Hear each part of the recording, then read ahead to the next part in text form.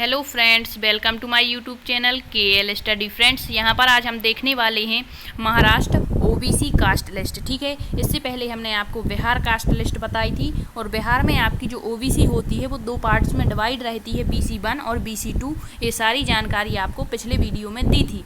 ठीक है, इसमें हमने बताया था BC1 क्या होती है, BC2 क्या होती है, OBC क्या होती है, EBC क्या होती है। ठीक है, तो यहाँ पर हम देखने वाले हैं महाराष्ट्र OBC में महाराष्ट्र में कौन कौन सी जातियों को रखा गया है और ये जानना आपको ज़रूरी है आपकी जाति किस कास्ट में आती है, OBC में या फिर आपका SC में, ST में या जनरल में। ठीक है, तो यहाँ पर कम से कम 250 प्लस जो जातियाँ हैं महाराष्ट्र में ये OBC में रखी गई हैं। तो यहाँ पर इतनी सारी जातियों के नाम लेकर तो हम आपको नहीं बता सकते क्योंकि आपका जो वीडियो है बहुत ही लंबा हो जाएगा।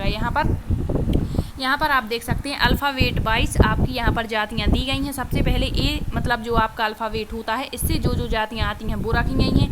इसके बाद बी वाली, तो यहाँ पर हम स्क्रॉल डाउन करते जाएंगे और आप देख सकते हैं यहाँ पर कि आपकी जो जाति है वो OBC में आती है या नहीं आती। ठीक है, तो देखते हैं।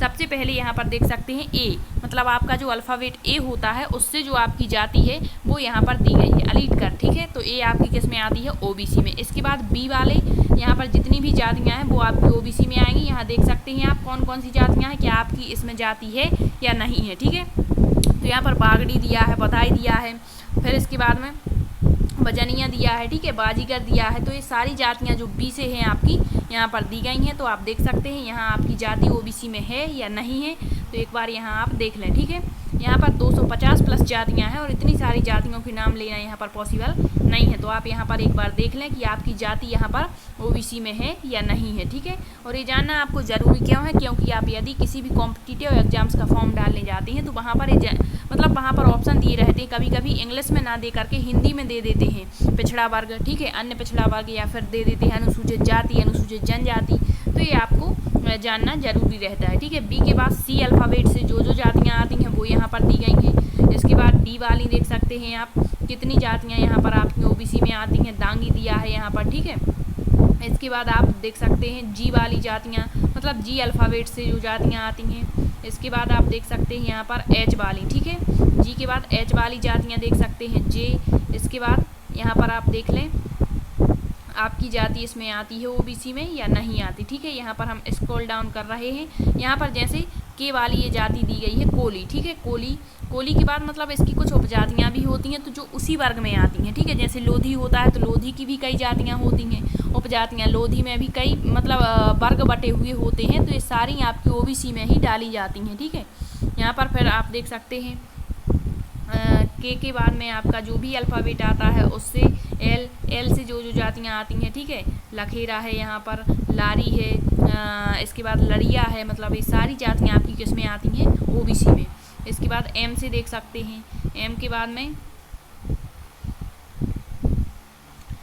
बाद N वाली जातियाँ यहाँ पर देख सकते हैं। N के बाद P वाली जातियाँ देख लो, यहाँ पर आपकी जाति इसमें आती है या नहीं आती। ठीक है, इसके बाद R वाली जातियाँ यहाँ पर दी गई हैं।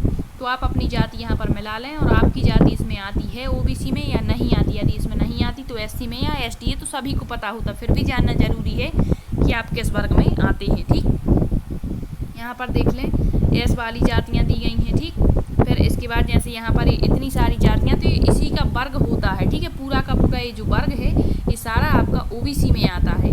ठीक है, फिर दिया है इसके बाद में टी अल्फ़ाबेट से आने वाली जातियाँ, W Y से आने वाली जातियाँ हैं। ठीक है, और इसके बाद आप यहाँ पर देख लें N के बाद मतलब आपके सारे अल्फ़ाबेट्स यहाँ पर जातियाँ दी गई हैं, तो आप यहाँ पर मिला सकते हैं। ठीक है, यहाँ पर स्क्रॉल डाउन करते हुए चल रहे हैं, तो आप यहाँ पर देख लें आपकी जाति OBC में आती है या नहीं। यहाँ पर यादव भी दिया गया है। ठीक है,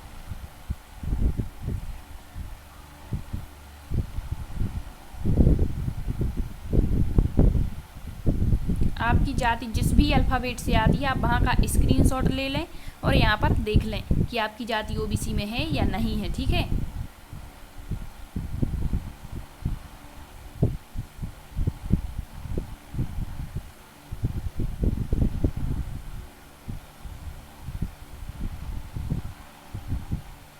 इसके बाद नेक्स्ट वीडियो में हम देखेंगे कि हमारे महाराष्ट्र में एससी में कौन कौन सी जातियाँ आती हैं और एसटी में कौन कौन सी जातियाँ आती हैं। और आपको सभी कास्ट का फुल फॉर्म भी पता होना चाहिए। इसका एक वीडियो हमने अपलोड किया था, उसमें सारी कास्ट का आपको फुल फॉर्म बताया था। ओबीसी अदर बैकवर्ड कास्ट होती है, ठीक है, क्लासेस जिसे कहते हैं, SC schedule caste, SC schedule tribe, ये सारा मतलब आपको मतलब इसका फुल फॉर्म हमने बताया हुआ था। वीजे क्या होता है, विमुक्ता जनजाति क्या होती है, ईडब्ल्यूएस क्या होता है, ठीक है।